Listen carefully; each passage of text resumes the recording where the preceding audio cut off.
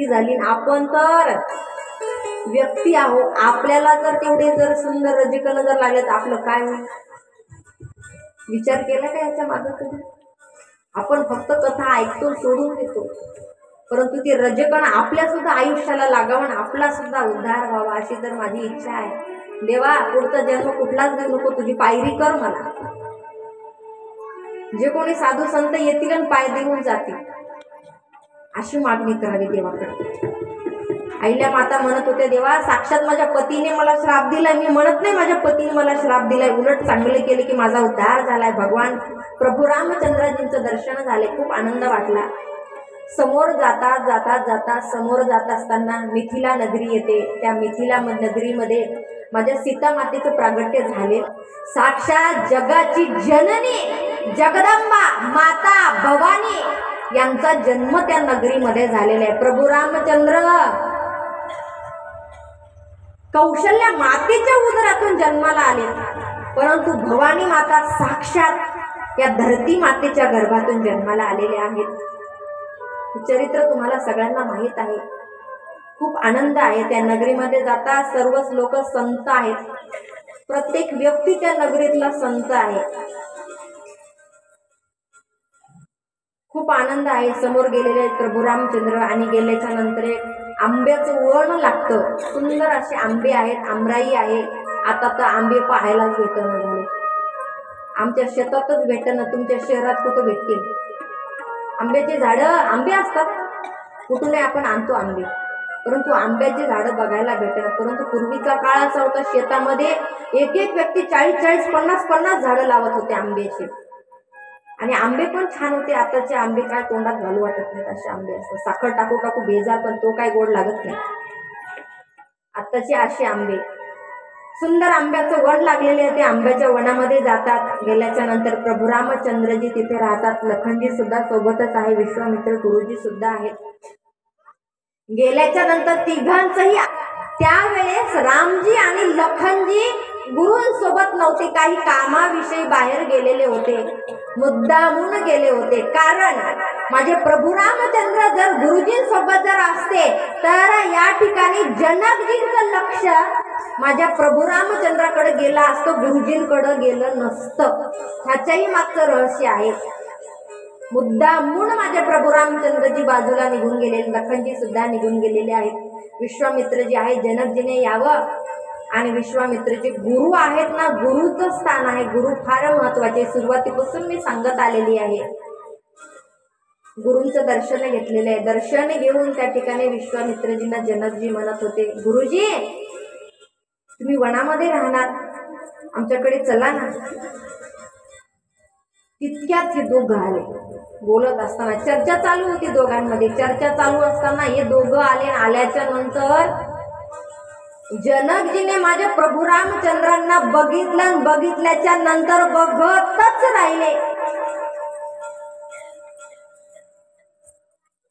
खूप मोठा कोणता तरी राजा आहे लक्षात आलं. कपड्यावरून लक्षात आलं बरं, कपड्यावरून, अंगावरच्या दागिन्यावरून, अलंकारावरून लक्षात आलेलं कुठला तरी फार मोठा राजा आहे.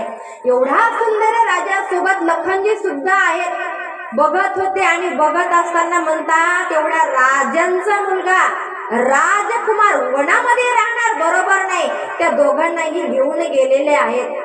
आणि गेल्याच्या नंतर महलामध्ये जो सर्वात सुंदर महल आहे, त्या महलामध्ये या दोघांना नेऊन बसवले. विश्वामित्रजी सुद्धा आहेत.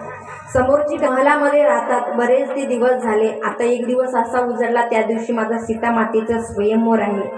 अनेक दिवस राहतात, स्वयंवर होणार. परंतु त्या दिवशी 2 दिवसांना आधी माझे प्रभू रामचंद्रजी बगीच्यामध्ये जातात आणि बगीच्यामध्ये जाऊन तिथे गुरुजींना म्हणतात, गुरुजी आम्ही सुंदर सुंदर फुलं तोडून आणतो. आणि फुलं फार सुंदर आहेत बरं, बगीच्यामध्ये गेलेले आहेत. खूप सारे फुलं सुद्धा तोडलेले आहेत. लक्ष्मणजीनं तोडली बरं, प्रभू रामचंद्रांजींनी 2-3च तोडलेले आहेत. तितक्यात माता सीता येतात आणि आल्याच्या नंतर माता सीतेला सांगितलं होतं की आपल्या वनामध्ये गौरीची स्थापना केलेली आहे, माता पार्वतींची स्थापना केलेली, जा त्यांची पूजा करू नये. उद्या तर स्वयंवर आहेच ना, मग आज जा आणि पूजा करून ये. तिथं सीता माता सुद्धा आलेली आहेत. प्रभू रामचंद्रजी समोरच आहेत, फुलं तोडतायत. त्याचबरोबर सीता माता आहे बाजूला आहेत, मंदिरामध्ये पूजा करतायत. आता सोबत बरेचशा सख्या होत्या बरं, मैत्रिणी, राणी आहे, महाराणी आहे म्हटल्याच्या नंतर मैत्रिणी असणार, सेविका असणार, सखी असणार सोबत. आता सगळ्यात चांगल्या असतात असं नाही, त्याच्यातली एक जरा विचित्र होती. असतात काही काय असे विचित्र स्वभावाची माणसं.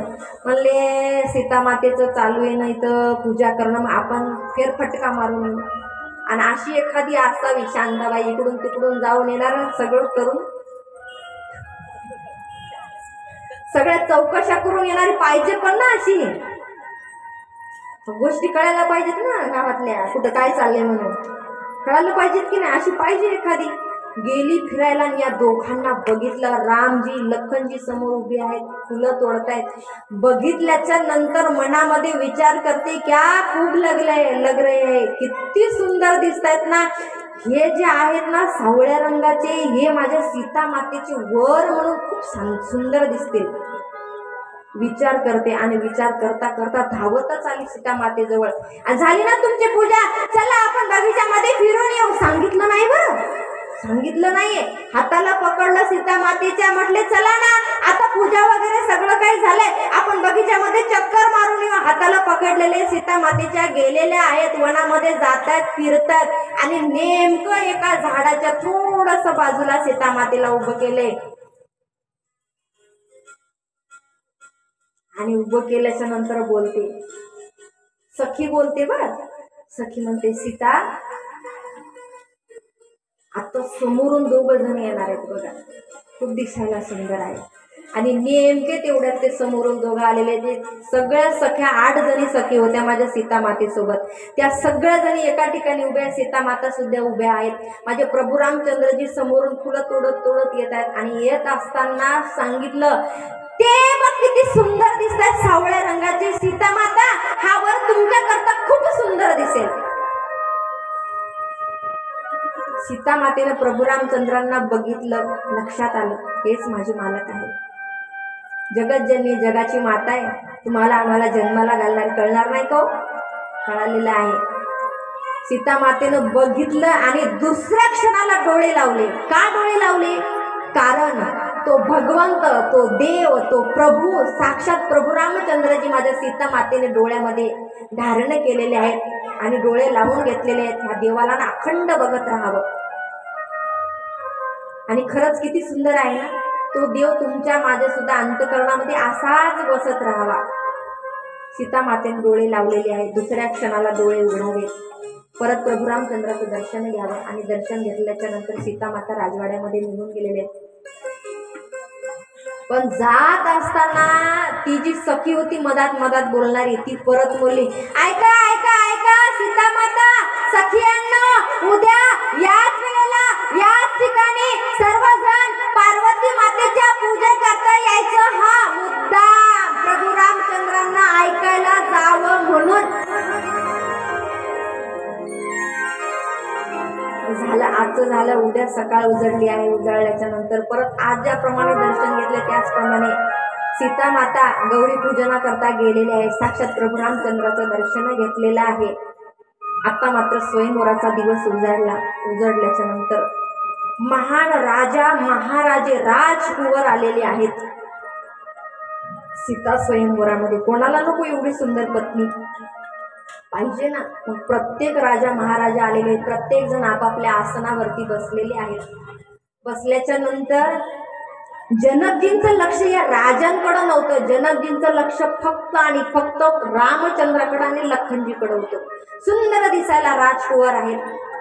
मग यांनी काय केलं, जवळ सचिव होते, सचिवांना बोलवलं आणि बोलवल्याच्या नंतर सांगावं, जा विश्वामित्रजी आणि लखनजी, लक्ष्मणजी आणि प्रभू रामचंद्रजींना घेऊन या. आल्याच्या नंतर सर्वजण आलेले आहेत. विश्वामित्रजी आल्याच्या नंतर जेवढे काही राजकुंवर होते ते उठतात आणि विश्वामित्राजी गुरुजींचं दर्शन घेतात. सर्वांनी दर्शन सुद्धा घेतलेलं आहे. आणि दर्शन घेतल्याच्या नंतर गुरुजी स्पेशल त्यांच्यासाठी सिंहासन तयार केलेलं होतं. त्या सिंहासनावरती गुरुजी सुद्धा बसलेले आहेत. प्रभू रामचंद्रजींना गुरुजी अतिशय जवळ बोलवतात आणि सोबत बसवतात, या माझ्या जवळ बसा. बसल्याच्या नंतर प्रभू रामचंद्रजी बसले, लखनजी सुद्धा बसले नाहीत, उभे आहेत. कारण की दोन मोठे माणसं बसले असताना तिसऱ्या छोट्या माणसाने त्यांच्या बरोबरीला बसू नये, हे लखनजी तुम्हाला आम्हाला सांगतायत. आपल्यापेक्षा वयानं जपानं तपानं मोठा आहे ना व्यक्ती, त्यांच्यासोबत आपण कधीही बसू नये. नवरात्रामध्ये तुम्ही ऐकलं असेल, ज्या वेळेस माझी भगवती माता जगदंबा सिंहासनावर बसते पहिल्या दिवशी, तेव्हापासून अनेक असे व्यक्ती आहेत उपवास तर धरतातच, तेव्हापासून पलंगावरती, बाजेवरती, सोफ्यावरती बसत नाही, तेव्हापासून खाली सुद्धा बसतायत. लखनजीने या कथेतून तुम्हाला आम्हाला सांगितलंय, गुरुवर बसलेत, मोठे भाऊ सुद्धा वर बसलेत, आपण वर बसणं योग्य नाही. लखनजी उभे आहेत. तितक्यात या ठिकाणी आता माझ्या प्रभू रामचंद्राचं लग्न लागणार आहे, परंतु त्याच्या आधी स्वयंवर आहे. स्वयंवर कशा निमित्ताने ठेवलंय? पिनाक नावाचं धनुष्य आहे. ते धनुष्य जो कोणी उचलेल त्याच्याशी माझी सीता माता विवाह करेल. अनेक अनेक राजे महाराजे येतात, उचलण्याचा प्रयत्न करतात, एकालाही उचलत नाही. रावणही येतो, रावणही उचलण्याचा प्रयत्न करतो, परंतु रावणाची सीता माता माय प्रमाण आहे, म्हणून रावणाला सुद्धा तो उचललेला नाहीये. मग सगळे राजे महाराजे एकत्रित येतात आणि एकत्रित येऊन विचार करतायत, हा जो पिनाक नावाचा जो धनुष्य आहे, हा आणताना 10,000 राजांनी ओढत ओढत ओढत ओढत आणला होता. मग आपणही सगळे एकत्रित येऊन त्यांना उचलण्याचा प्रयत्न करू, परंतु तिळा इतका पण उचललेला गेलेला नाही. कसा उचलेल? नाही उचलणार ना, नाही उचलला. आता मात्र जनकजींना क्रोध आला, अरे एकही राजा असा नाही की तो माझ्या मुलीशी विवाह करेल. अरे स्वयंवरासाठी एकही राजा या ठिकाणी उपस्थित नाहीये. क्रोध आला. क्रोधाच्या अवस्थेमध्ये प्रत्येक राजांना बोलत होते, परंतु राजे महाराजे गपचूप. बाण पिनाक हा त्रिशूळ उचलतच नाहीये ना, धनुष्य, मग काय करणार? बोलण्याला प्रश्नच उरत नाही, उत्तरच नाहीये ना, बोलणार तरी काय? परंतु राजांना एवढा क्रोध आलेला आहे, सीतामाता हातामध्ये हार घेऊन उभे आहेत. एकही राजा असा जन्माला आले नाही